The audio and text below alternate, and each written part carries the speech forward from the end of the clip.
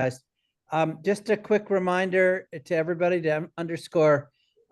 We have a really, I've been very excited to have you both, Carol and Ken, join us. We were actually going to be doing this in person in Boulder in May, and hopefully we will get to do that again. But again, this has been recorded and or is being recorded, and it will be very helpful if you all, with your questions to Bob and me for Carol and Ken, can definitely use the Q&A. Okay, so please try to do that because it just helps administratively with getting the making sure the recording is smooth for those who will be seeing this again, including yourselves. Some of you may want to go back to it.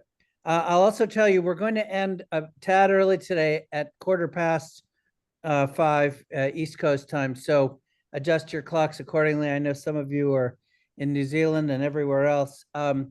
But just to say, we'll be ending 15 minutes early because these guys actually have a finance call. They actually still have some responsibilities in their lives that we need to respect. So without further ado, I'm going to get right to the, I'm sorry. One last thing I wanted to say.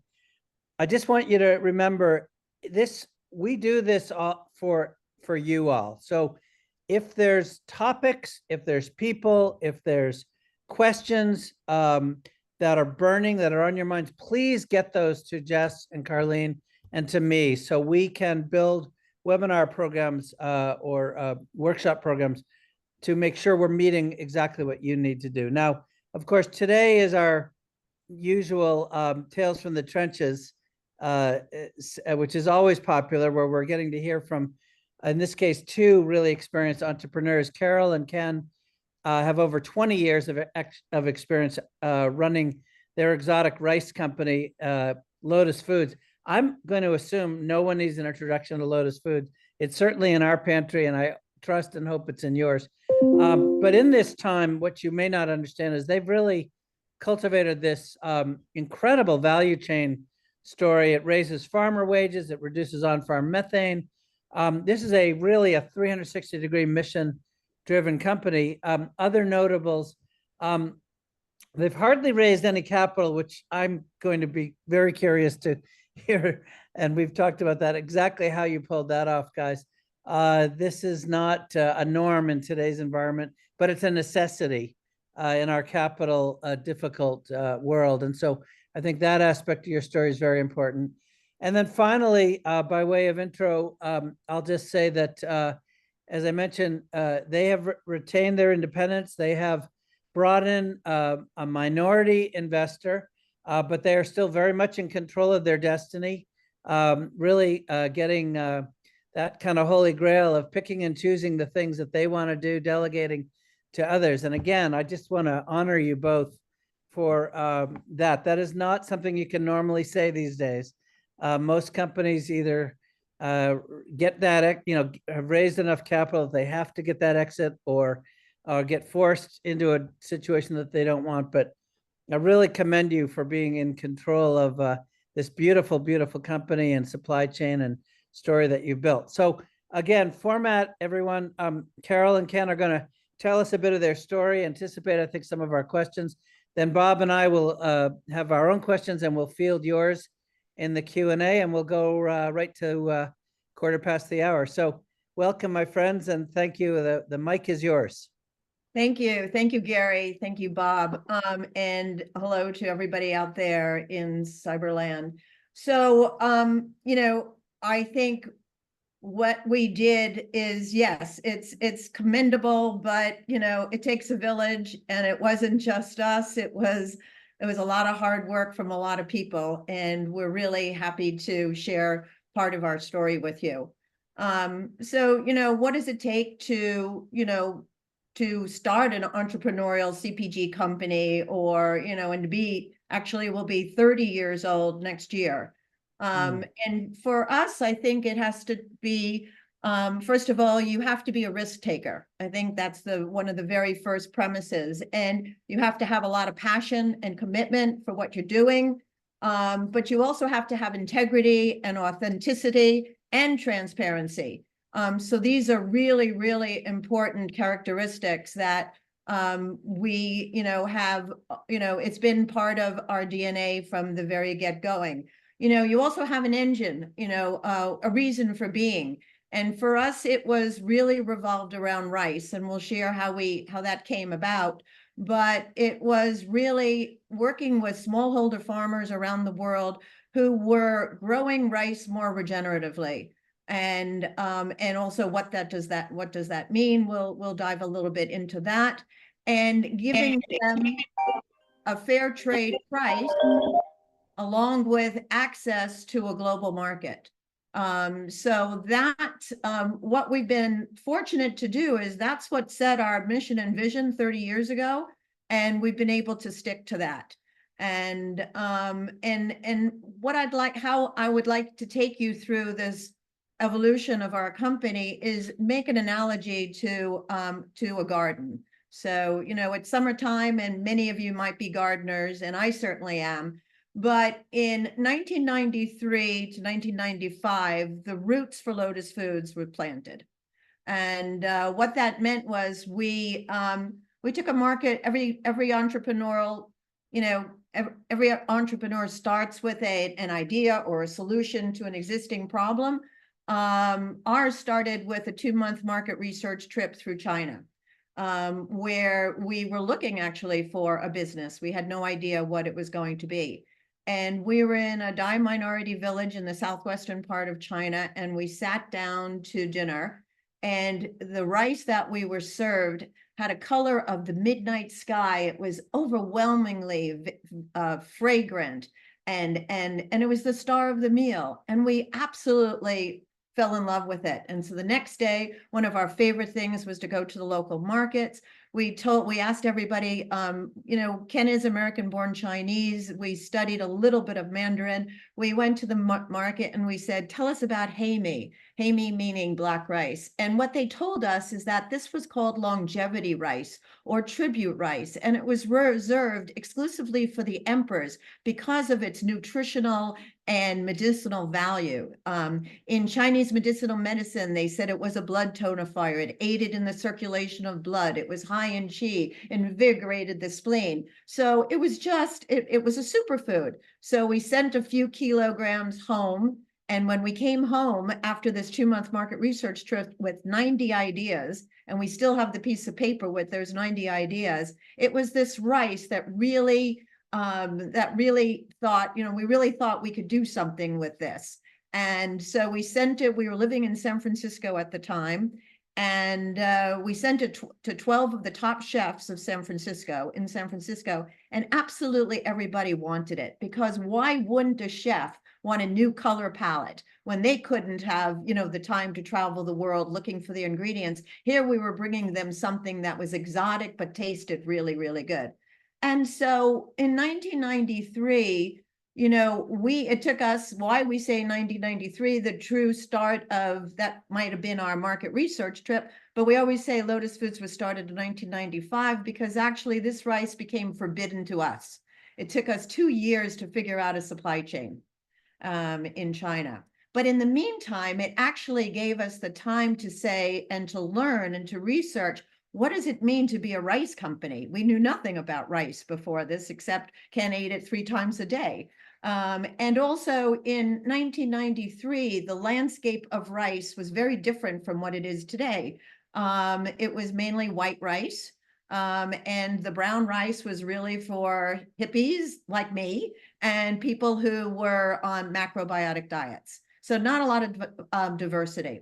So when we were bringing in this exotic black rice, and our second rice was a red rice from the Himalayan kingdom of Bhutan, the Bhutanese red rice that was grown 8,000 feet high in the Himalayan kingdom of Bhutan and irrigated with glacier water, we decided that we could become a specialty rice company because rice was mainly a commodity. And if we were going to be able to compete in the marketplace, we needed to be innovative.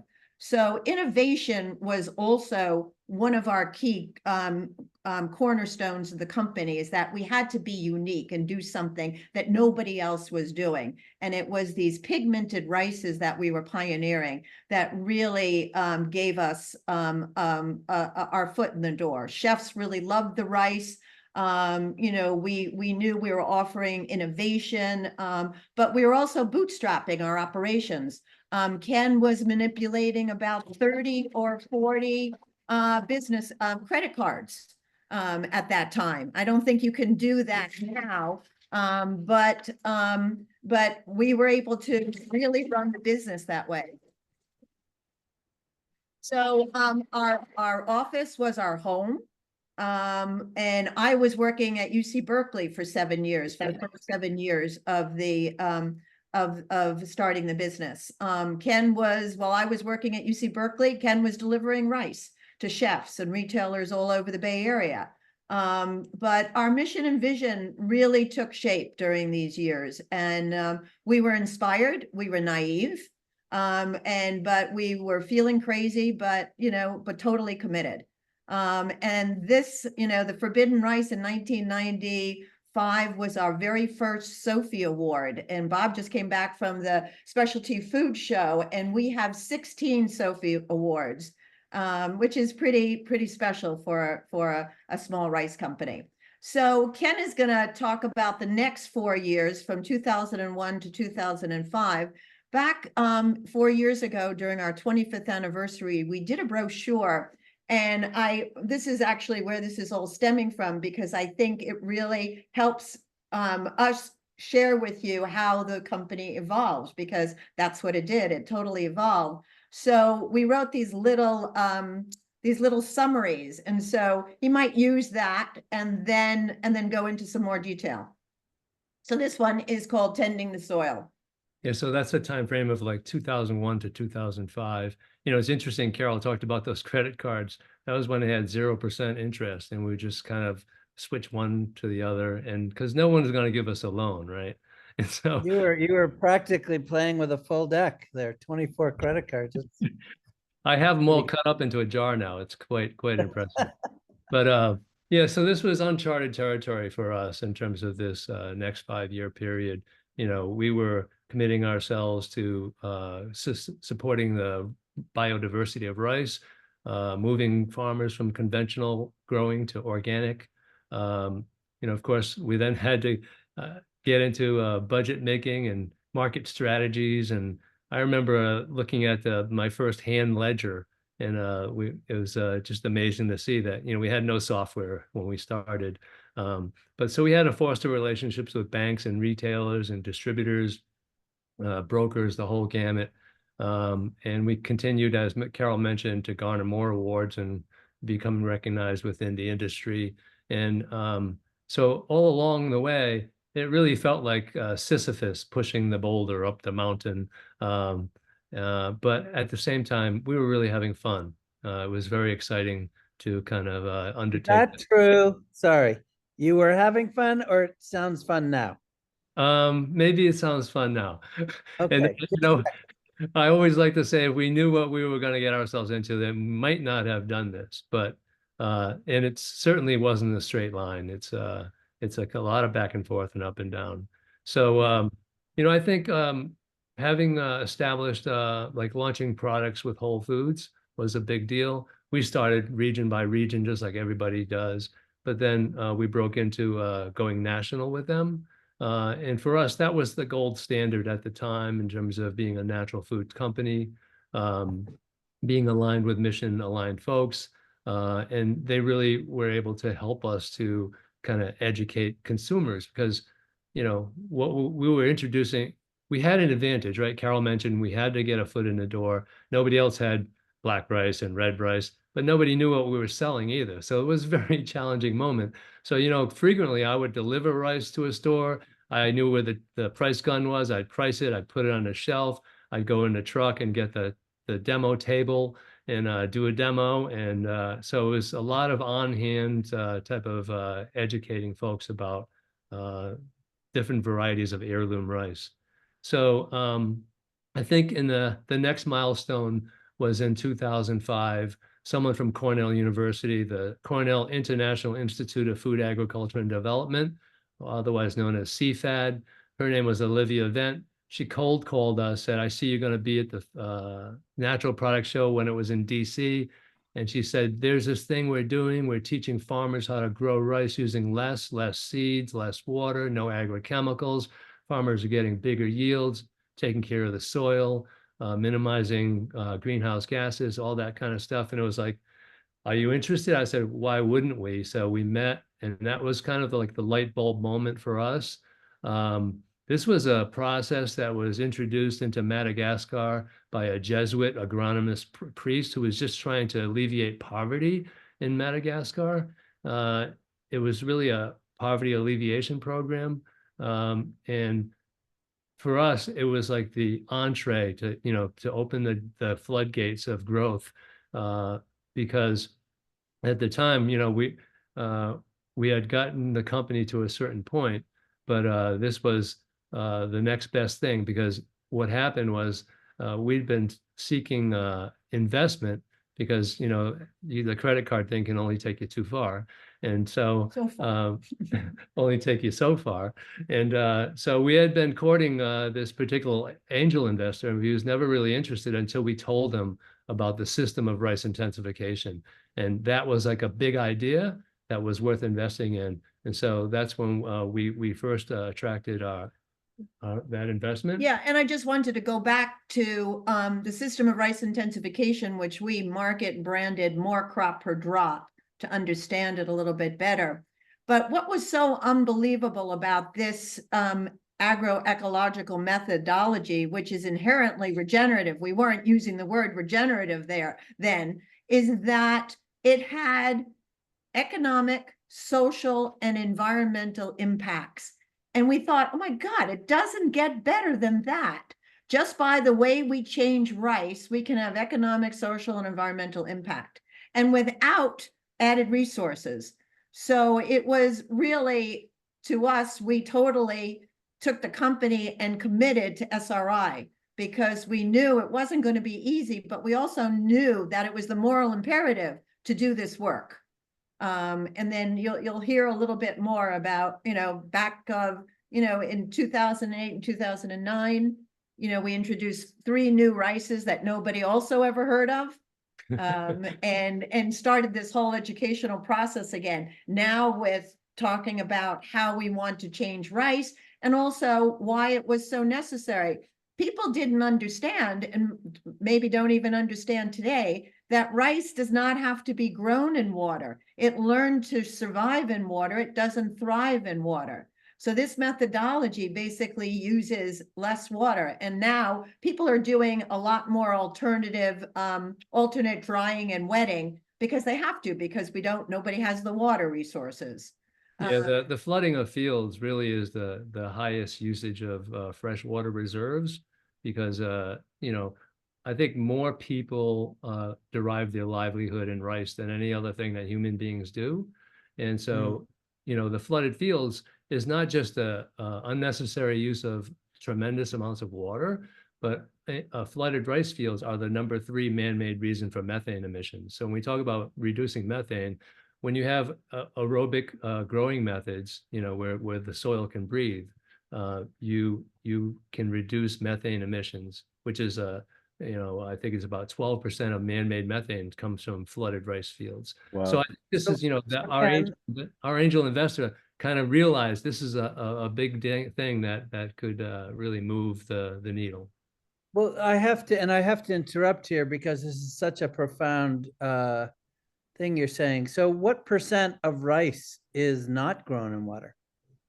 Well, this thing from Father Lalane in Madagascar in the 80s, it really took another generation to really take hold.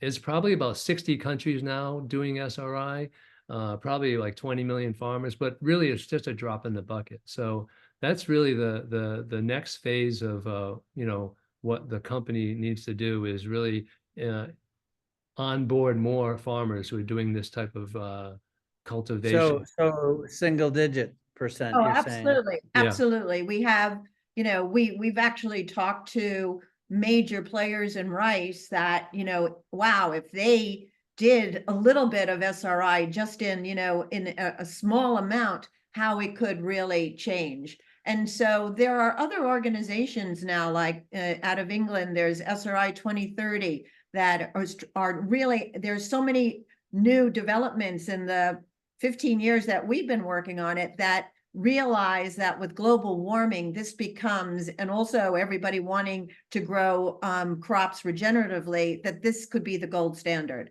And so we feel, again, we say, okay, you're an overnight success that just took 25 years, but also we might be 30 years old next year, but we really also feel like we've just begun because the need is so great and the benefits are even greater.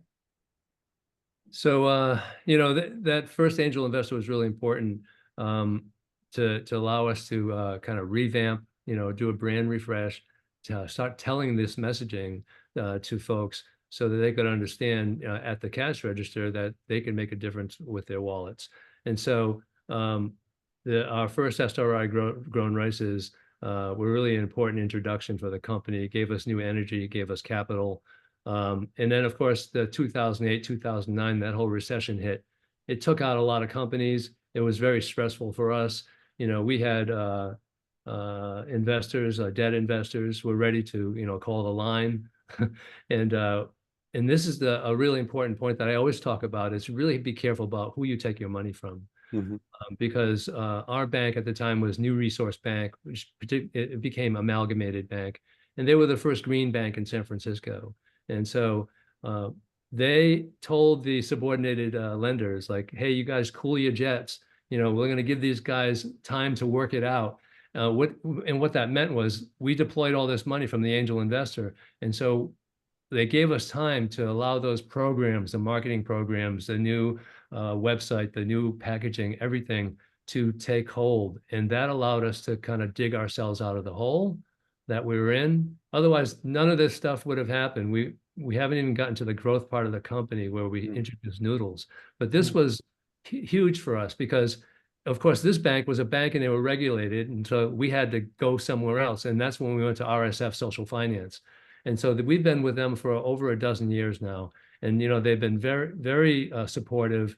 And, like maybe we're not hitting some type of agreed thing in the lending. And they'll kind of look to the next month. How are you doing next month? I said, oh, it's all taken care of. And so then they were fine with that. It was, they were willing to work with us.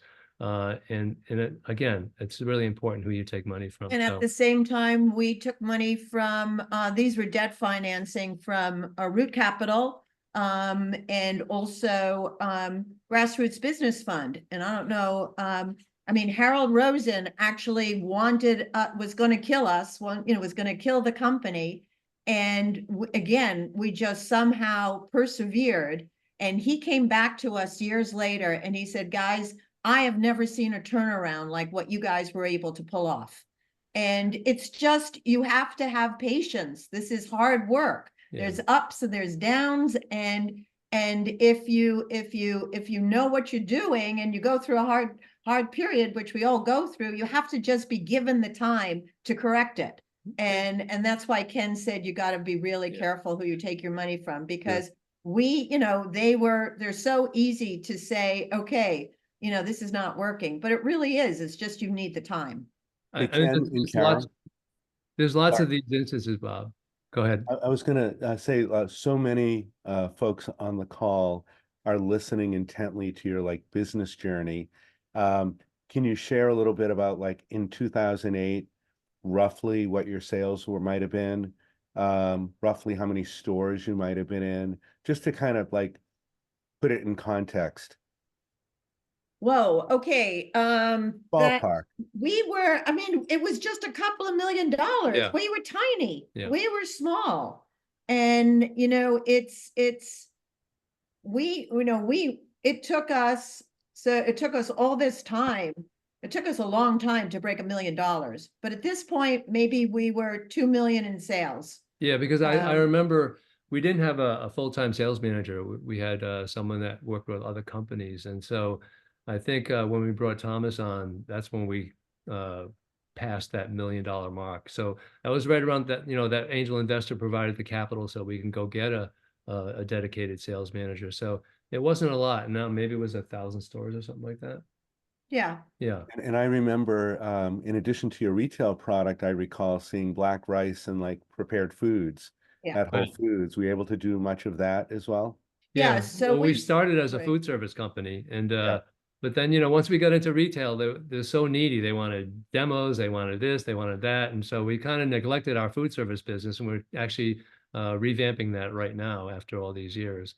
But yeah, food service was big for us, and bulk as well.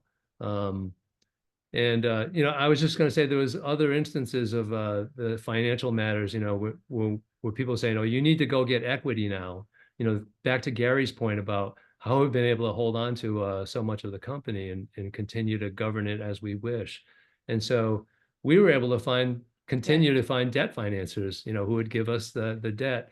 And that was another bridge to allow us to continue to grow without having to dilute ourselves in a significant way. So, so that takes us to 2011 to about 2015. We call it the flowering period. We celebrated becoming a certified B Corp, and we entered what we're calling our ramen era. So we basically started innovating rice-based value-added convenience products. Because along with selling dry rice, you know, in bulk and in retail packages, and being in food service, and, you know, being in the commissaries of places like Whole Foods, we needed other value added products that were going to actually be used much more than a rice, just plain, you know, a raw rice. And so we came up with this rice ramen. And that really was when our revenue really took off, because we went from, you know, that $1 million to, you know, over $10 million in a very short period of time, to from 1,000 stores to 10,000 stores. You know, it was really fueled the growth. We even got into Costco at the time. And we were growing the team, because as you grow, you need more team. But, you know, as I said before, and we also moved out of our house finally into a real office. You know, as I said before, owning a business is like a roller coaster ride, a lot of ups and downs. The highs are amazing and should be celebrated as such, because there's also so fleeting, but there's also lows, and often those lows can put you out of business. So, you know, we feel we were really fortunate that we were able to control our destiny. Yeah, so, you know, looking back, you know, we were able to overcome recession. We had bans on rice. We had product recalls. Then there was the low carb, no carb diets. And there's still some of that going on now. We had a presidential coup, which threatened one of our supply chains. We had Trump's trade war with China and tariffs, 25% tariffs. Imagine adding 25% onto your cost of goods. And so all these things, none of this put us under. Somehow we persevered. And I think writing the next chapter will really be interesting in terms of finally getting back to be able to build the supply chains for these SRI, more crop per drop rice farmers, and using those supply chains to fuel these added, you know, value products that we've been introducing. You know, it's interesting, Carol talked about the introduction of the ramen, but, you know, at the same time, we hit it at the right time, because ramen was hitting restaurants all around the nation. There was the gluten-free thing was happening. And ramen is a wheat product. And so we introduced ramen, we innovated it as a rice product. And so, you know, Carol mentioned getting into Costco, and we've been doing that strong day in, day out for like the last 7 years.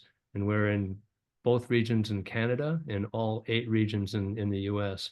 And it's been a major driver. And it's been a major awakening to see that we weren't just a rice company anymore, we're kind of a noodle company. But that's what I was talking about. Nothing's been a straight line for us. It's been a kind of an evolution, and you have to continue to innovate to stay ahead. So during this period, Rodale, Dr. Bronner's, and Patagonia were introducing a regenerative organic certification pilot program. I think that started like in 2017. And they invited us to be one of the 17, 18 companies to pilot the regenerative organic certification. And, you know, when we first heard about it, we were on the fence. Oh my goodness, did we really need another bug on our packaging? Was this too high bar and going to be too elitism? And then we also realized that we were one of the few pilot projects that were going to be abroad, you know, in Asia. And most of the pilot projects were going to be domestic. And we needed to be the voice of the small farmer in India or in Asia, because what happens on the, you know, in what happens in Southeast Asia or Asia is very different than what happens in Montana or Yeah, Idaho. I think or a really good example of what Carol's talking about is, you know, they were saying in these meetings when they were organizing this ROC, the regenerative organic certification, it was saying things like, and it's only like $150 for a rice soil test, right? Because they were concerned with animal welfare, soil, you know, mitigating greenhouse gases, that type of thing. They had to be fair trade. There's a social aspect to it. Those are the three pillars. And so when they were saying it's only $150, I was like, 4 times a year. $150 for a smallholder farmer in Asia Yeah. is like a huge amount of money. And so that's when this whole idea became, hey, we need to be the voice for the smallholder farmer because it's not being recorded here. And this was a high bar effort. It's very stringent, this regenerative organic certification. And so we didn't want it to be, you know, everything was so urgent to get climate under control, and it still is, right? And when we look at organic, it just has it crested 10% of purchases yet?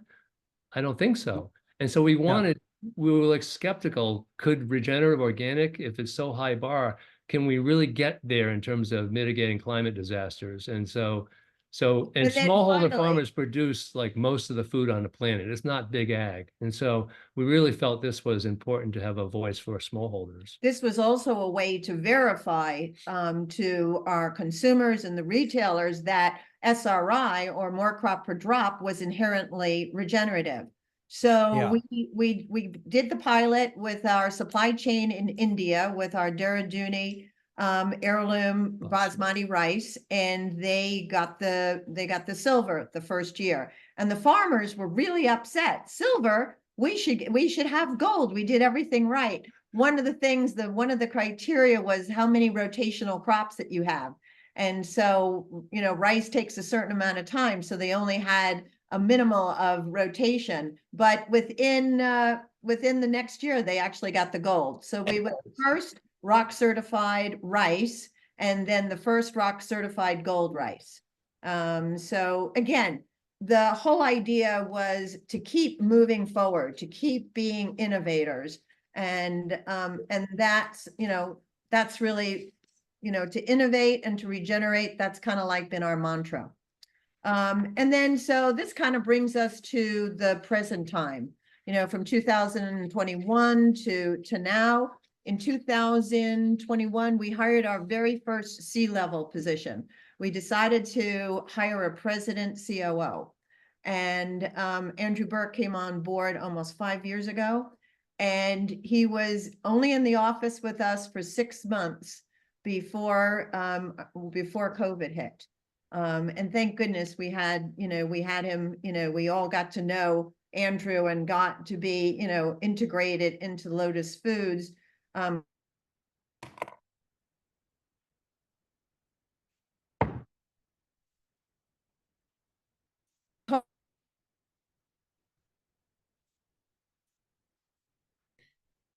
Let's see, Bob, are you seeing this? Everything- Oh, Yeah. you guys have Yeah, frozen. you know, they're back now.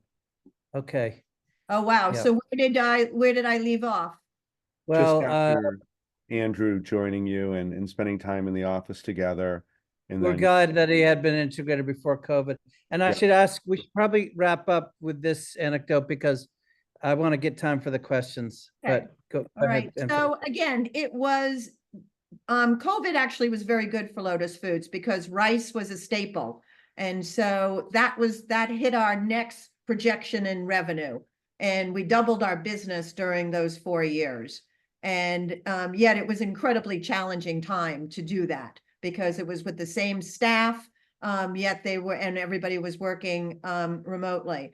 So just to wrap up with the Trump tariffs and the increase in revenue, we needed more cash. So, for somebody that only raised $1.1 million in equity investment over the last 20 plus years, we just went out and found the next minority round. And actually the press release might go out tomorrow, but Grounded Capital is our new equity partner, and we're really, really happy to have them on board and and then in July, we made Andrew CEO, and we actually stepped down as CEOs, and now we're founders. And so it's just been a tremendous arc and evolution of Lotus Foods, and we couldn't be more proud that we got to do work. So I want to thank you guys. There's a million questions that I have, and I know Bob does. But there's one thing you said that I think is very poignant to our audience. It was, Ken, your comment, somehow we got through this, right? Somehow we managed to get through this.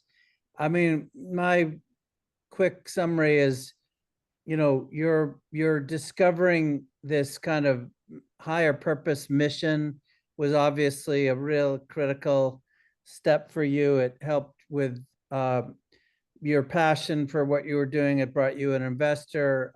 It obviously bonded you to retailers and consumers. The Rock, which I want to come to before we finish, which I think I'm working closely with the whole Rock Alliance now, with my Organic Voices hat on. That is another kind of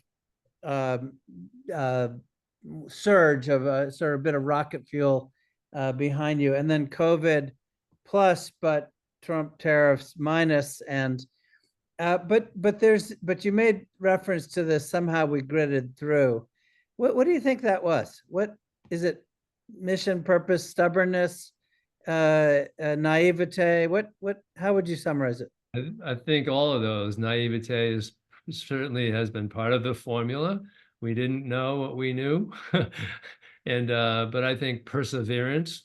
I think, a lot of times people raise capital and then they spend it on a lot of consultants and don't give themselves a chance to really sit with it and stir it in your belly and really kind of come up with solutions. And I think that sells ourselves short in terms of the capacity that we have to actually pull something out of your life that can actually make a difference. I don't know if that sounds too wishy-washy, but I think one of the things, well, first of all, we had each other to feed off of.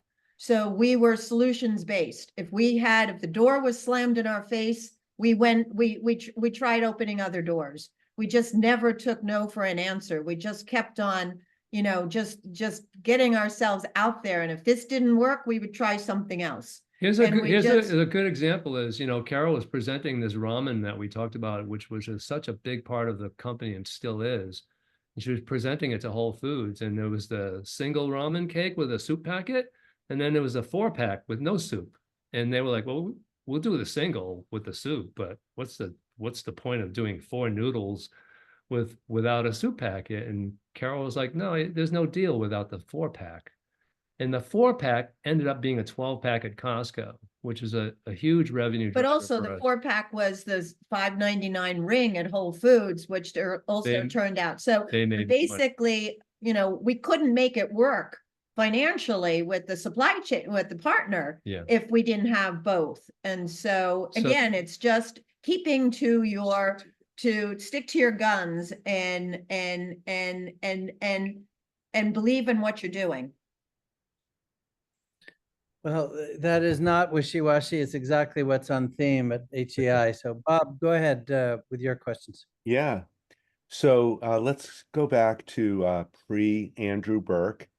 Tell us a little bit about division of labor, how you guys organized yourself, and for goodness sakes, how did you manage 24/7, married, traveling, running a business, et cetera? I know that's a whole hour, but maybe And look, summarize. no bruises. But a lot of What gray you see. hair, Yeah. but a lot of gray hair. You know, Good cosmetic, good plastic surgery.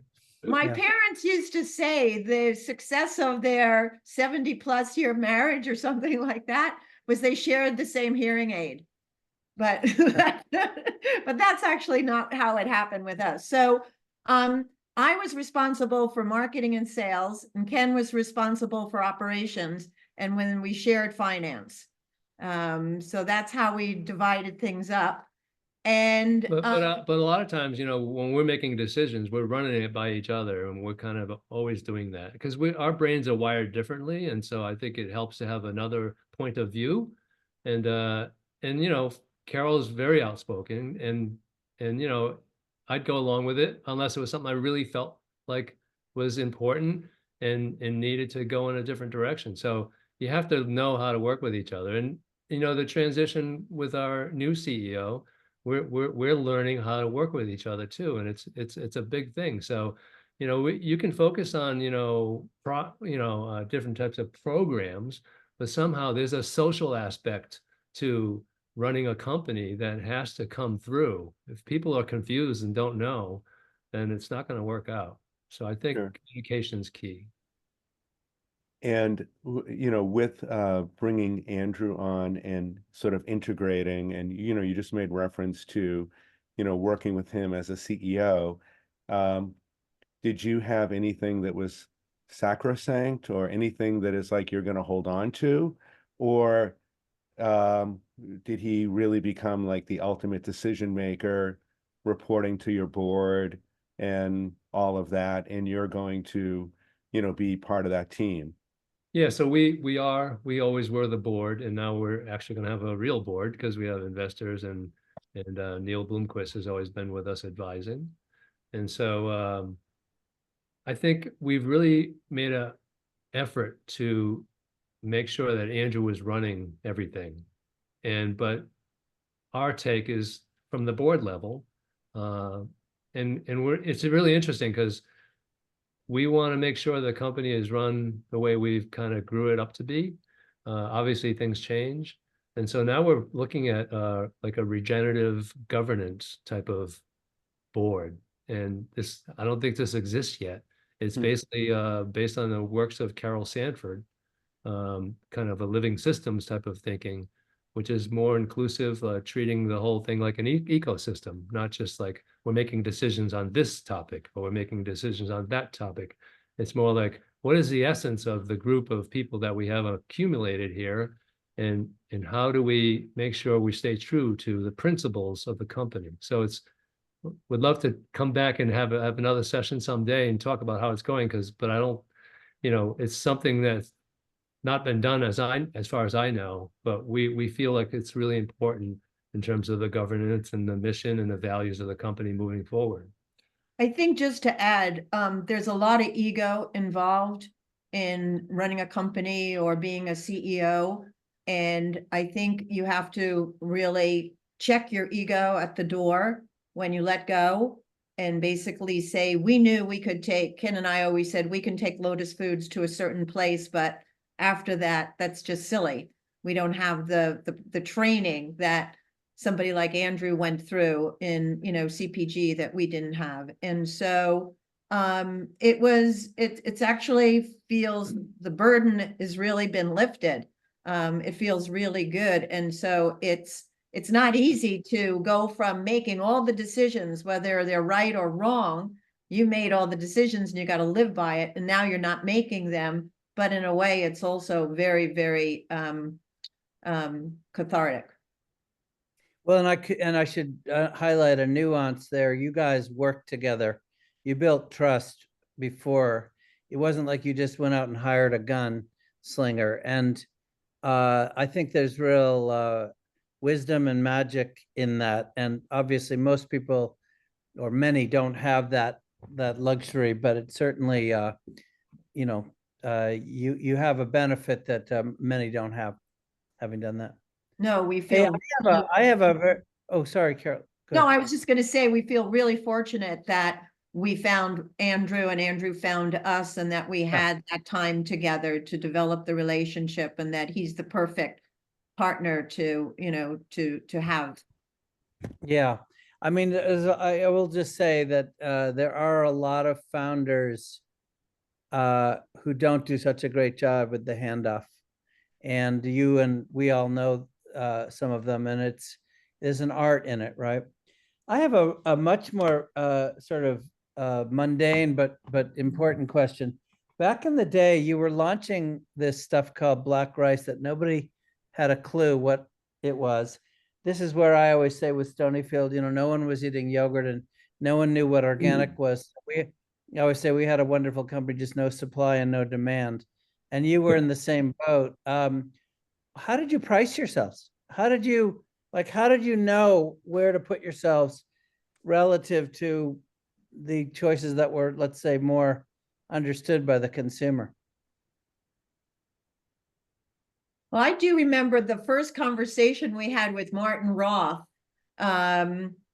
who showed us how to add a margin to your pricing, because he said at one point you're not going to sell direct, you're going to sell through a distributor. So we had to make sure that we had that. Right. By the way, Bob Burke did that for me, taught me.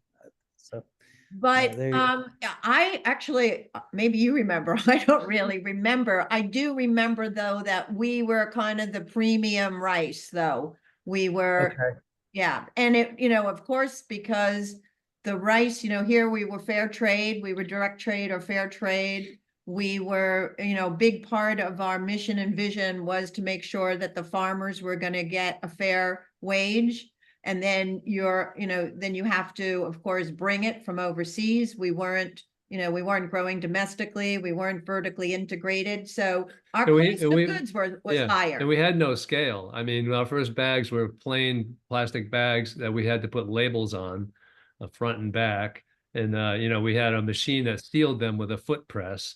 And, when we first had our first sale to Williams Sonoma, it came in a 16 pack and they were like, we don't want a 16, we want 12. And I said, yeah, but then I have to go to the warehouse, unbundle all these cases. They said, well, we can solve this for you. We can just cancel the purchase order. And so it was all these stories that are just unbelievable that you have to persevere through. Yeah. Bob? Yeah. So one question that came through is, what is your criteria for smallholder farms, globally? I don't know what the actual definition of smallholder is, but our typical farmers are like 1, 2, 3, maybe 10 hectares at the most. So whereas, our friends at Polet Farms in California, they're 3,000 acres and they think they're a small farm. Okay. And can you talk a little bit about the makeup of your team? Your headquarters staff, whether they're actually in a building or if they're remote, but like what are some of the key roles you have, head count, and if you're able to share any kind of a range of where you are today from a revenue standpoint. Yeah, so we mentioned Andrew at the top as CEO, and for finance, marketing, and ops, there's a head of those. That's and the then- executive management team. So Yeah. there's an executive management team that reports directly to Andrew in all 4 functions. Yeah, and we've outsourced our sales function. So it's a kind of they take on as many as 6 or 7 clients, and they have all the key folks who have all the key contacts for all the major retailers. And then How long have you been doing that? How long have you That's outsourced? only for the last 2 years. Yeah. That was a huge move. And for us. we consolidated our regional broker force into a national, who they had a good working relationship with.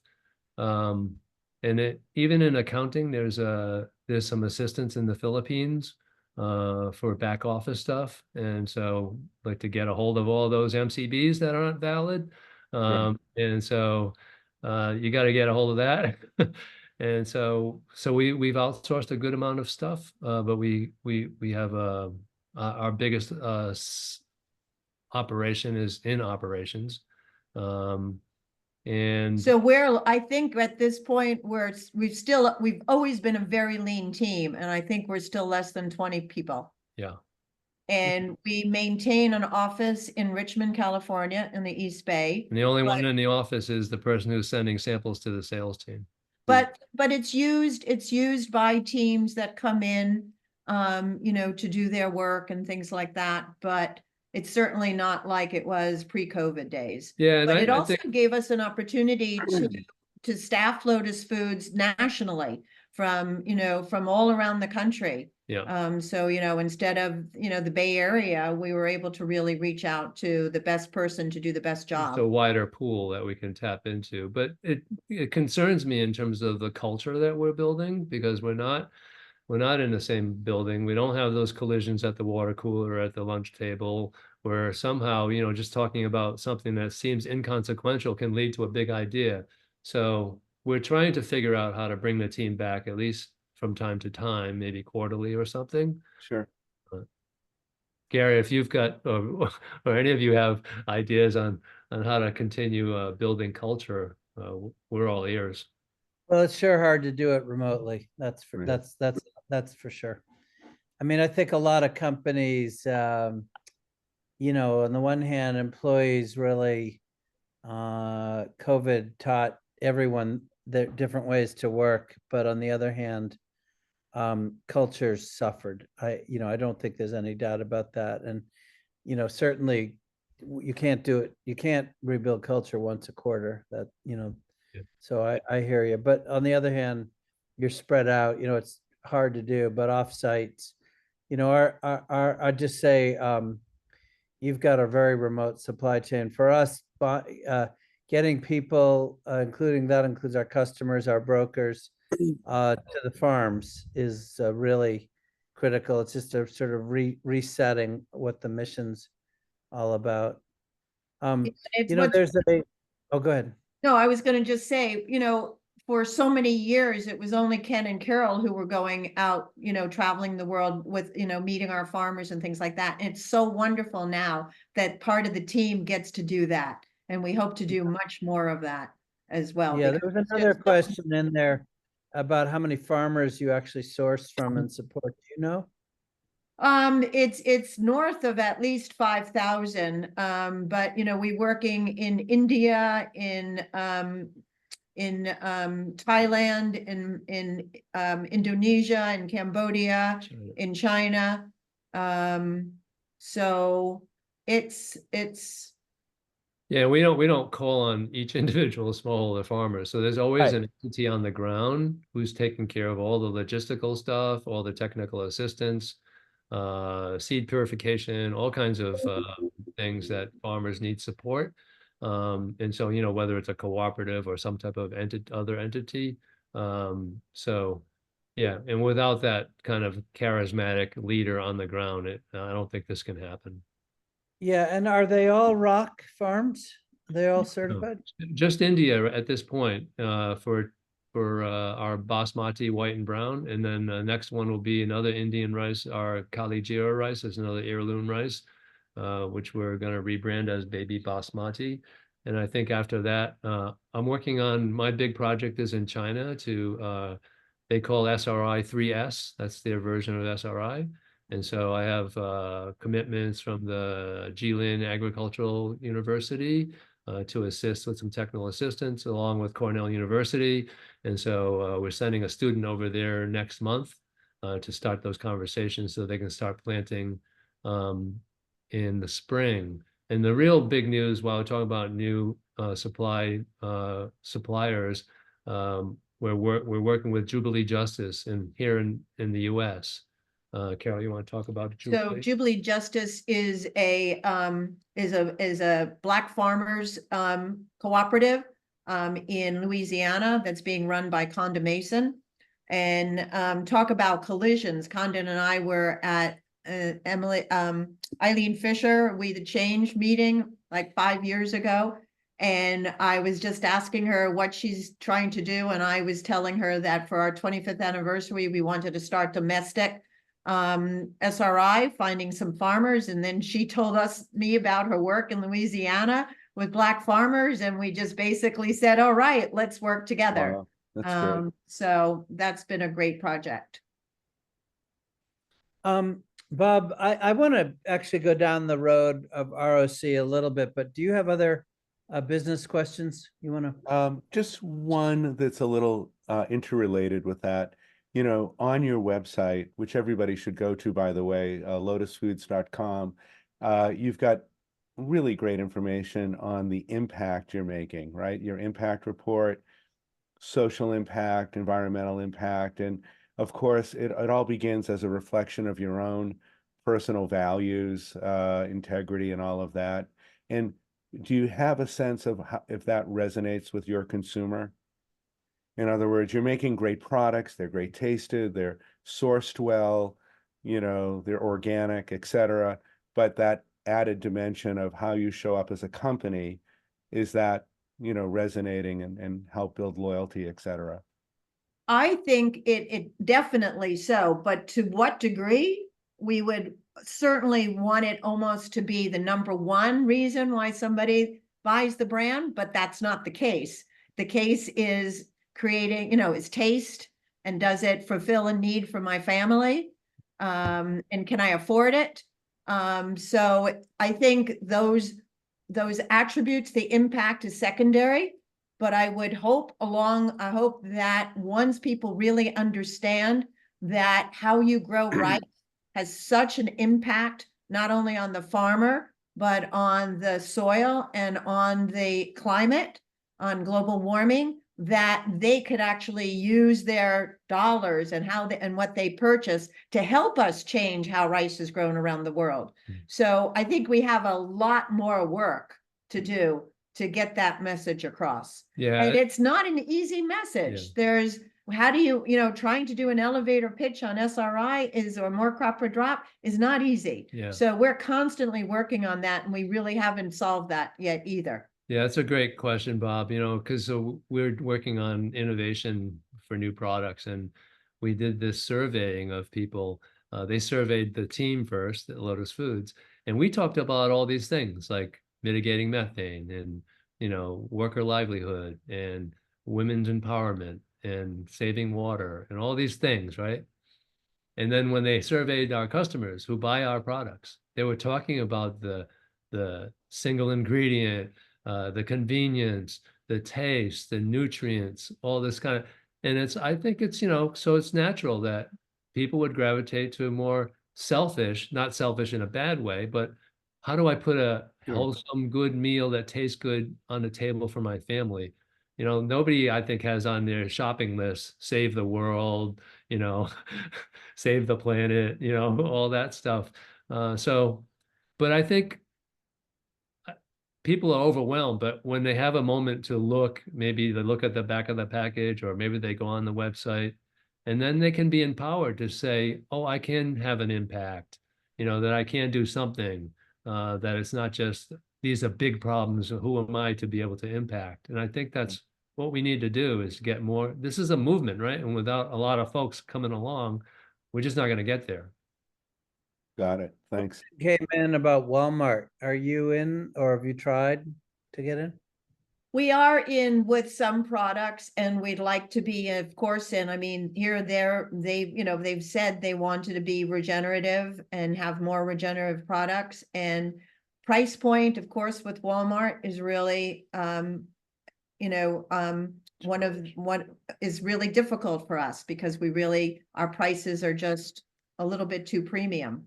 But we're doing, I think, a lot more online with them to try to build their base. And then maybe start, the nice entree to mass grocery for us are the noodles and the ramen, because it's priced well for them, and it's an easy, it's convenient, and it's great for the family. Yeah. So you've mentioned regenerative many, many times, and at the same time, you've clarified that you are actually regenerative organic. That's what you mean when you're saying it. And I want to make a comment, and I want to get your reactions to it. As you know, this word has, in the case of rock, there's a real definition. And as you say, the bar is high. And it's something that we at Organic Voices are really proud to support. We sort of see it as a almost like an organic plus, as you clearly do. But we are releasing this week, and I'll send it to you, a paper that we just spent 2 months producing, which looks at the claims of regenerative non-organic folks, particularly there's several certification groups, and really calls into question the science, especially the so-called carbon benefits of no-till. And it's a kind of a warning to companies who adopt this word regenerative without necessarily digging into the science to be sure there's a there, but it's also a warning to folks like you and us to be sure you're using this word organic when you're talking regenerative. And I'm not picking on you. I'm asking again for your comment. You may have been at the organic night out dinner that we had, and I, publicly said, look, I don't actually believe it's possible to be regenerative when you're using chemicals. Because it's all about life in the soil, and that kills the life in the soil. And this caused a great outcry among a lot of the non-organic regenerative people, with good reason, because I'm calling their bullshit. I'm calling it green scamming. Curious how you talk about it, how you navigate it, how you think about that, and we'll make this your last comment too, and then let you guys get to your finance meeting. Yeah, no, Gary, thanks for bringing this up. It's a tricky question because one of the reasons why we are committed to rock is because the organic standard has to come first. So Correct. we definitely are, and we agree with you. That said, we were at the last expo. There was a big thing on regenerative with Gabe Brown and the whole carbon, no tilling, things like that. And also what's going on in California right now, who wants to write in a regenerative statement of standard. And we feel very strongly that organic should be in there Yes. as the benchmark. So I'm definitely with you. On the other hand, Ken actually is a little bit more forgiving. Well, I just, again, it goes back to my point about what I was saying. Can we get there with this kind of high bar mentality? Can we get more people on board walking towards the pathway who maybe are using some synthetic type of applications, as long as it's understood that they are moving in this direction, to get them on the pathway so that there can be more traffic in this movement. So I'm not, we're, all of our stuff is organic and we're totally behind it, but I'm just trying to think about, can we get a bigger movement, not for greenwashing purposes, Yeah. sure, but Well, that is right there is the rub. And I'll just say a couple quick things and then see if Bob has any closing questions or comments, and then we'll wrap. But I don't want to turn this into the 3-hour conversation that we could have and should have sometime. One of the things that comes with organic, and you guys know it, but just for people who are seeing us now or will see this recording, is you do get verification.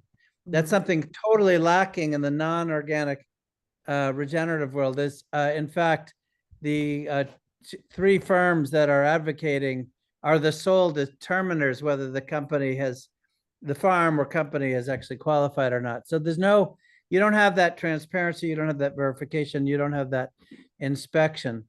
And the second thing I'll say, and last thing I'll say about this is, look, I'm with you, Ken. I think I'm a grandfather now. We don't have the luxury of messing around here, making bad agriculture, poor agriculture, irresponsible agriculture better. Has to be all of us. We have to be under the big tent.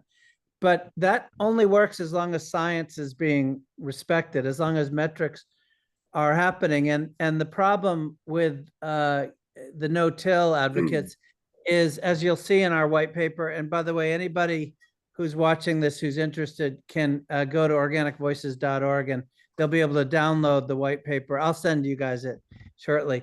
The problem is that the scientific community generally has a consensus that no-till does not improve soil carbon sequestration. So the claims notwithstanding, there's not actually scientific validity there, at least in the minds of most soil scientists. And that's, we've come up with 4 pages of references of papers that say that. And so that's where, you know, I'm all for making the bad better and moving people towards our mission. I've actually been working with 2 of the firms to get them to recognize rock, regenerative organic, as the highest standard on their trajectory, and that would solve the problem. And in fact, one of the agencies we just set up a seminar with Rodale that took place on Monday. As you know, the head of Rodale Institute is also the co-chair of ROC, and that was actually a very successful meeting. I think there's some collaborations coming.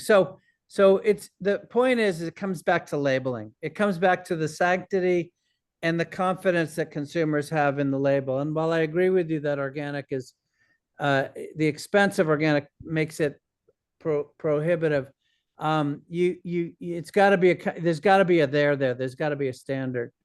Anyways, this could keep going on and on, but Bob, did you have any closing comments or questions before No, I I just want to send the final word? thank you both. A lot of great lessons here, and I'm sure it's of great value to all the listeners and all the people who watch the recording afterwards. So thanks again.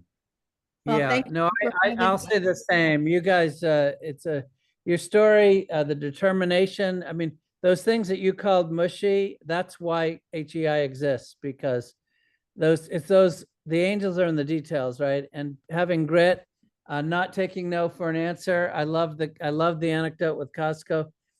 I mean, that's what makes a success. So the last word goes to you both. Well, thank you guys for having us. And I do hope we can do this live one day, because then there'll be so many other great connections and collisions that will happen. And just keep up the good work. And for all those entrepreneurs out there, just, you know, stick to it, because it will be worth it. It really is. It's a lot of hard work, but it's a lot of blessings that you get in the end. Yeah, and I'll just end with, I think I mentioned to you earlier, Gary, it's, you know, when you invited us, of course we would say yes, because if we have any success at Lotus Foods, it's because of 1,000 people along the way have really helped us to be able to achieve what we've been able to do. And so if we can actually inspire anybody on this call or any other recordings of it, then we feel it's really our responsibility to kind of pass it along. And so I want to thank you guys for having this platform available for kind of this idea generation, and happy to do it and hope to do it again. Great. Well, we will definitely do that. Bob, thank you. Carleen and Jess, thank you. And of course, Carol and Ken, thank you for sharing it with us. Now go deal with finance. Really great to have you. We'll to be continued. Thank you all. Take care. you. Keep Bye-bye. an eye on our schedule. As Jess said, we've got a couple of fun, exciting finance sessions coming. Keep an eye on our calendar. Take care all. Bye-bye. Bye-bye.